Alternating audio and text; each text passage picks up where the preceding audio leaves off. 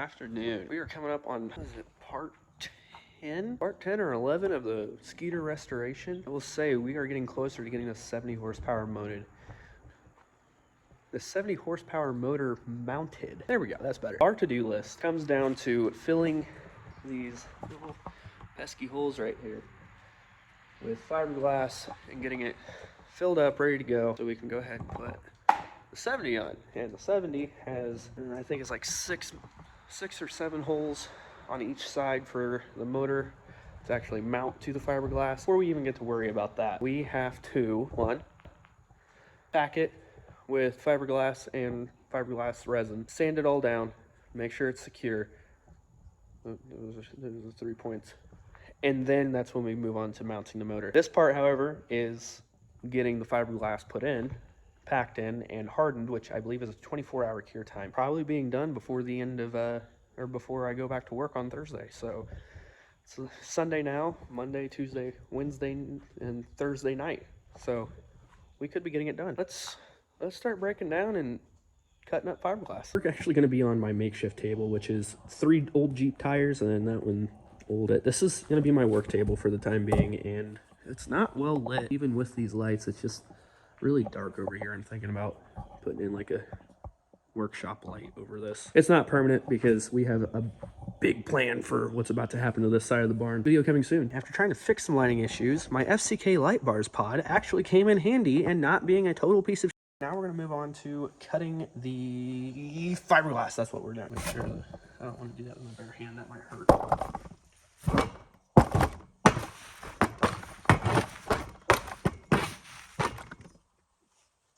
Not working. Just do it like this. Alright, so the materials you're going to need are fiberglass resin, fiberglass cloth, a measuring cup, and preferably not a pair of broken scissors. However, I don't feel like using my Gerber, so we are going to go with these broken scissors. What I plan on doing is I'm going to extend this out. I'm going to give myself a strip because those holes aren't very big, and I know I have to pack it with smaller strips. So back in half, should probably be wearing gloves since this is, you know, fiberglass. Figured that they were an old pair.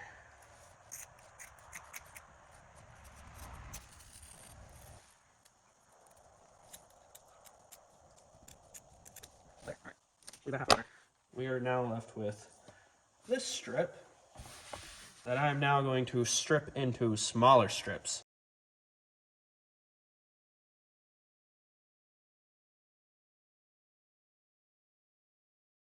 We've got our strips, and I only cut 3 because of how long they are, and in comparison to how small the holes actually are, I don't think I'm going to need that much. This is a learning experience for me, so I'm just trying to take care of one thing at a time without moving forward and then having to redo all of it. So if we just kind of test out the one hole and then move on to the next one, if this one works, then it's completely fine. And as my usual, I overestimated actually how small these holes were, or how I overestimated how small they were.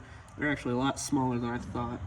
So we may actually just be using like 1 or 2 strips in total because I'm just gonna pack it. I think, honestly, what we'll be able to do, once we start packing those holes, honestly, I may just be able to tape the inside and we can go ahead and get to pouring and mixing. Kinda see the light back in there. I just need to tape those up with, like, say, electrical tape or just something that can pack the back. And then with the strips, what I can do is just kind of like packing a wound, which I need to find like a hole packer, which if this fits, I'll be really happy. That fits amazingly well. That fits really well. Yes. So honestly, we can just get to mixing and then move on from there. But because this is a very odd material I've never worked with, I am going to go ahead and put on gloves when I'm doing my mixing because it is fiberglass. All right, so I think I just took care of the hardest part, which was masking, or taping, I should say, the holes on the interior side of the boat. So then that means that we can move on to mixing. On here, it does say sand with coarse sandpaper to clean damaged area because it's interior. It's literally it's on the inside of the wood, so it's already coarse. So our ratio is 14 drops of liquid hardener per 1 ounce of fiberglass resin. Let me just, before I open this, because we want these strips to actually be coated before we insert them into the holes. So, say just one strip, you may be able to do it. But to be on the safe side, so that goes, so we'll need about 12 ounces. For how many ounces? So 14 times 12 is 168. So if I can get the top off, woo! There's the hardener. I don't think there's 168 drops in this little hardener bag. So that's kind of what we're looking at. So there's 4 ounces, 8 ounces. And what was it per ounce? So 14 times 8.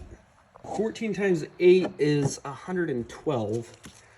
So we'll just have to hope and pray that there's enough. There we go. A little safety ring on the inside of this. Woo. All right, I'm going to start pouring. Find my ounces on the other side. Of course it is without the handle. Okay. So that put us at just a little over 4 ounces, which means we're now going to have to count out 112 drops of this.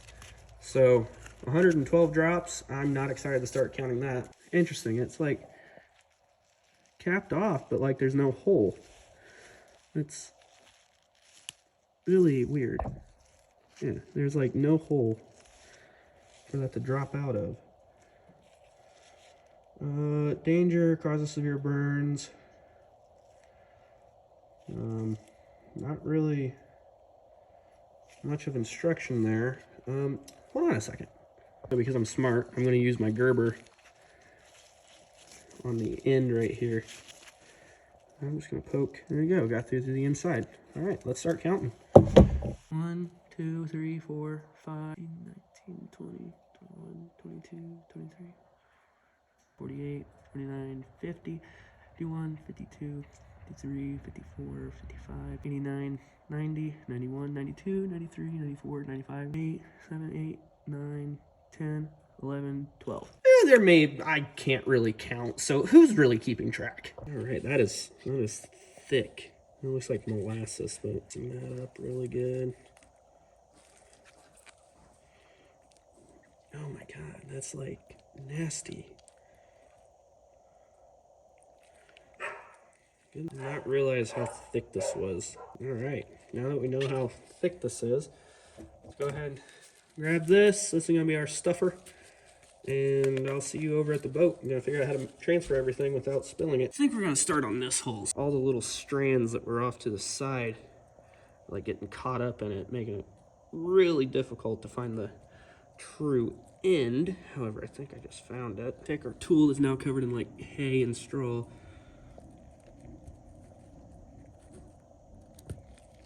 We're just gonna start. There's the resistance.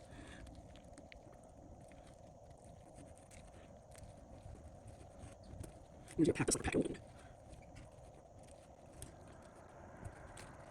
Oh, this is amazing how this stuff works. So pressure gauge, I'm gonna read tire pressure again.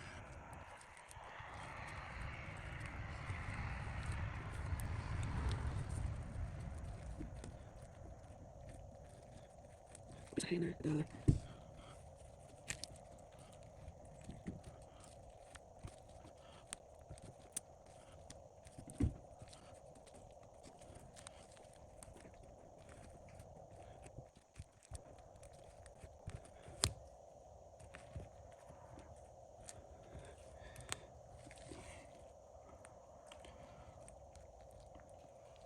I'm stirring up my other one because this looks like it's actually working pretty well.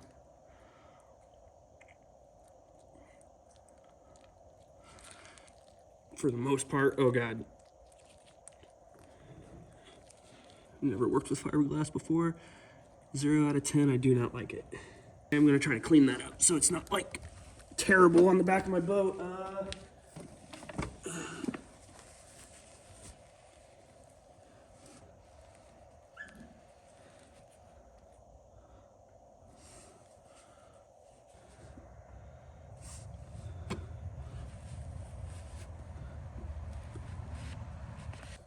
All right, so kind of messed up. Take some, oh my God, it's hardened a little bit already. Oh my goodness.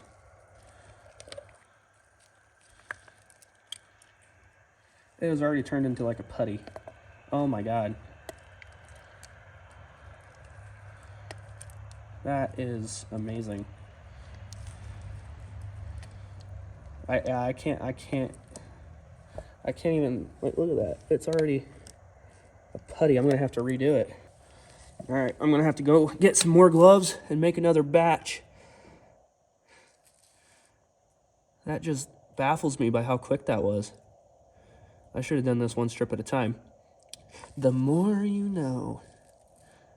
All right, so we're actually gonna be smart about this. What I'm gonna do is I'm actually going to remove my stirrer for now. We're actually going to cut or remove as many of these flyaways as possible. So we have a clean strip like this. But before we put it into this, almost 2 ounces worth, probably too much, but now we need to drop 28 drops for 2 ounces. 3, 4, 5, 6. Put our lid back on. Okay, and then now this is where I'm going to put my gloves on. We are going to dip our strip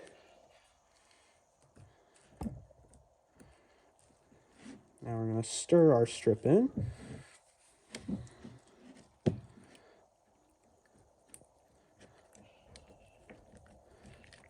Make sure you get it nice and gooped up.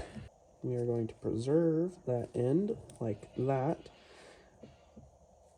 It's fine, I can still find it. And now we're gonna move over to back. Oh, light quality is probably a little poor. My phone thinks that I need a flash on.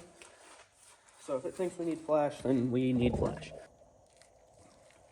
Oh, don't drop it.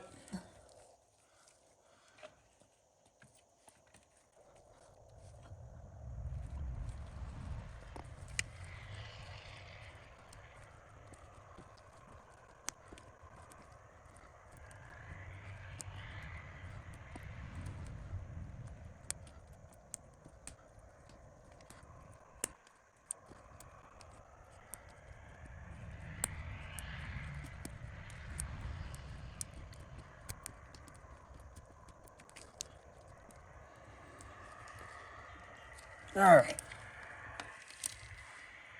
That hole was a lot easier to pack.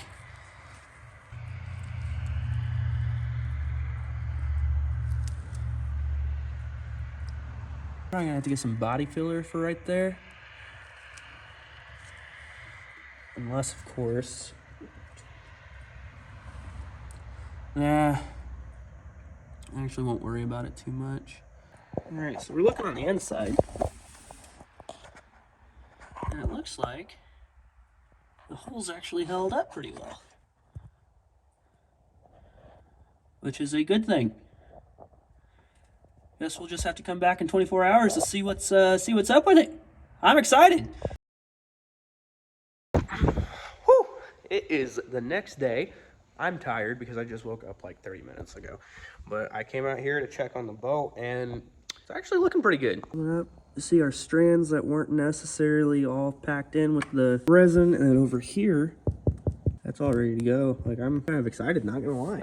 I know I need to sand it. I don't remember what the grit is that I need to sand that down so it's like flat and flush. I might need to get some like marine gasket sealer. When I mount the motor, it goes on there and we push it up against, and that's when we bolt it down. Another thing that I was thinking about, when the back plate is on the actual transom, it comes down over my live well holes, and I don't really like that.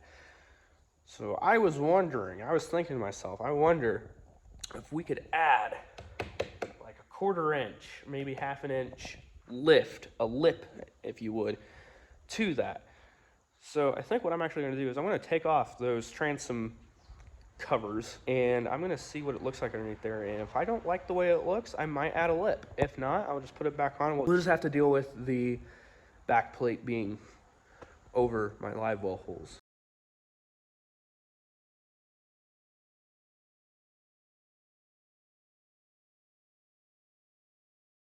Actually, just kidding. I will not be doing that because all like right here, like that's all sealed in, and I don't really feel like putting in more sealant. So we're just gonna go back to mounting.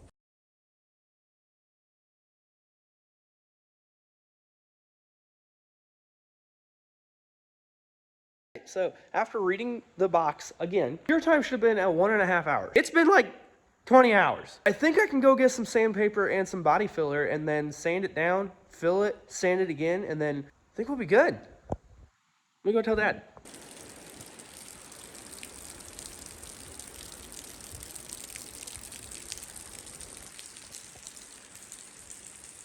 It is definitely fall in Indiana. Rainy, nasty, gross. I successfully got to the hardware store, and we got 100, 150, and 220 grit sandpaper. For my gasket, sealant, body filler, talc aluminum paint, and getting those holes filled. So I guess without further ado, let's get to it.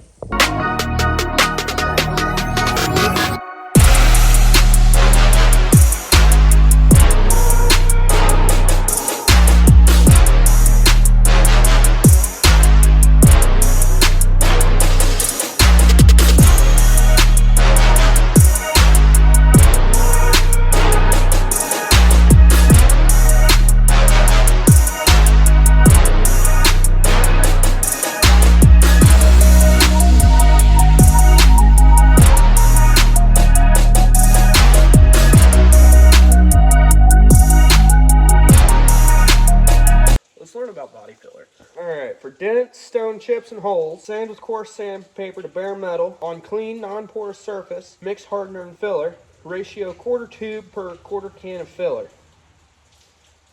It expects me to use this entire thing. Apply thin layers of mixture, build up higher the metal surface to allow for sanding. If mixture must be more than 1/4 inch thick, drill holes every 1 inch and press mixture through. Mixture will harden in 3 to 5 minutes. Within 20 to 25 minutes, shape and feather edge to final contour using progressively finer sandpaper. This is 0.75 ounces. This is 25.6 US fluid ounces. Let's do a little bit of math here. So a quarter of 0.75 would be 18.75. So in this case, since it's 0.75, it'd be 0.187.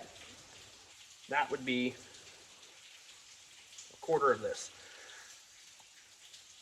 So I guess the easiest approach for this is just going to be take a little bit of cardboard, I'm going to pop the top.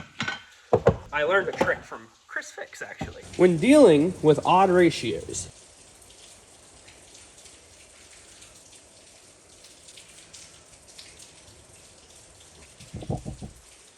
pour out how much you need and go across an X.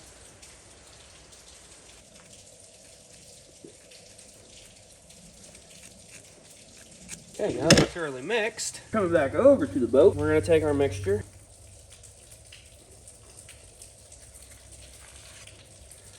and we're just going to push it right in.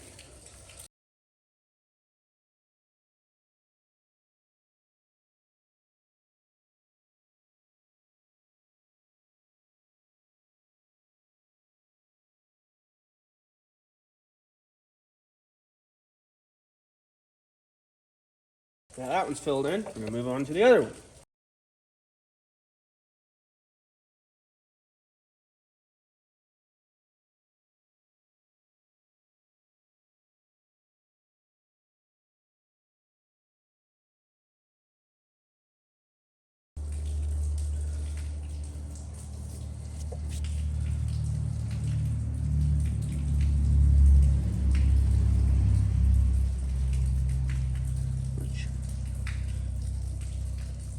Back that into the holes.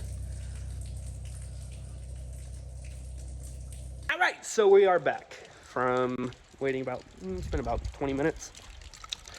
In that 20 minutes, I've been filling up this bucket full of gross water from the gutters because I really don't feel like walking out in the rain. We're going to start sanding down the body filler, which you can see it started to dry as I was putting this one on, so I don't know how well it actually got in there. We may have to apply more coats.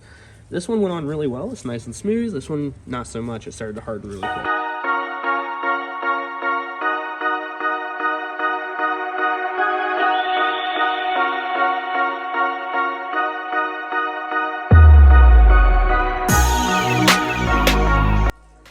All right, gonna be moving on to that hole now.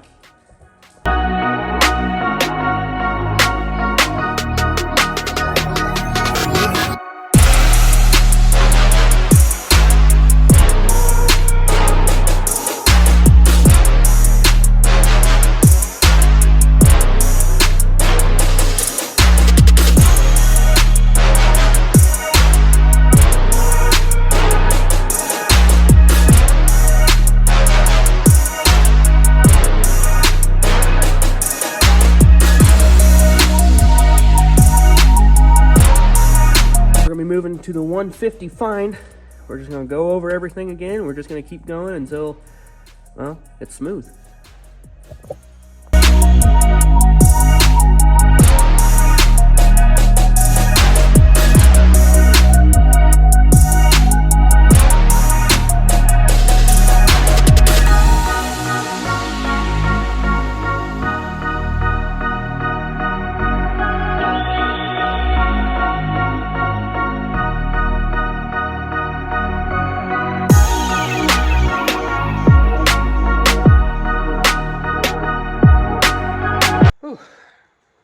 I'm working because my hair is getting frizzier and frizzier because of sweat. We're gonna move on to, I believe this is the 250? No, 220. 220 grit sandpaper just as a final feather edge, and then probably gonna use the metallic aluminum spray paint. Just kind of go over, kind of glaze over, feather it out a little bit, and see where we go from there.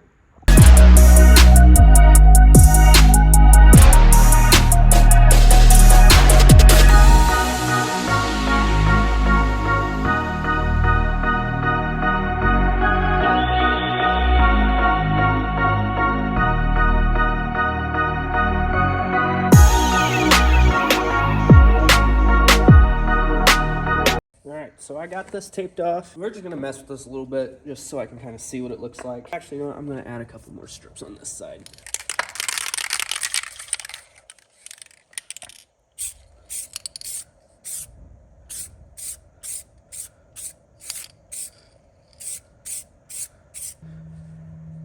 All right, try that again.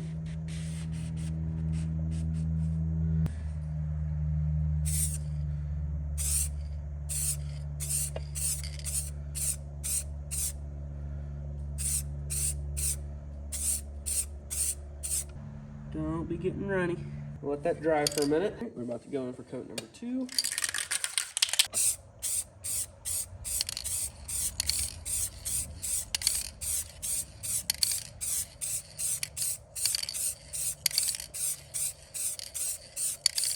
And we're gonna come in for coat number 3.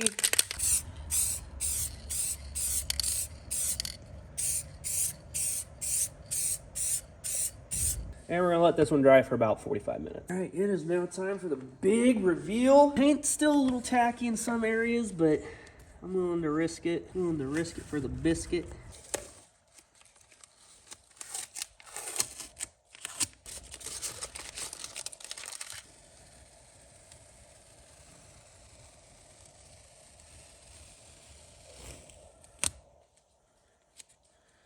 Not as satisfying as I wanted it to be.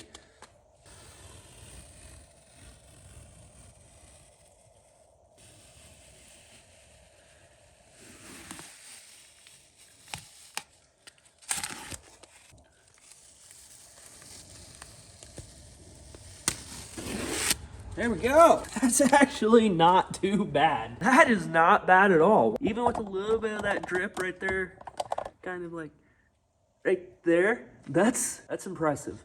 All right, I think that's gonna do it for this episode of the restoration. I think the next one is actually gonna be mounting the motor, getting it bolted on, getting it ready to go, and then we're done with the motor swap. We were waiting for the paint to dry. Dad and I actually measured out the transom. And this mark right here is center line with the boat. I forget how many inches between the motor. The back plate is 14 inches. So I'll just need to find the 7-inch mark on the back plate, and that is going to line up right there. I hope you guys enjoyed the video. Leave a like, comment, subscribe. Any tips and tricks, leave down in the comments below. Big shout out to Jake Felda. He's the one who I swapped my 50 for the 70, which the 50 went on his littler boat. The 70's going on here. So big shout out to him, Facebook Marketplace. Good find for me on that one. I will see you guys in the next one.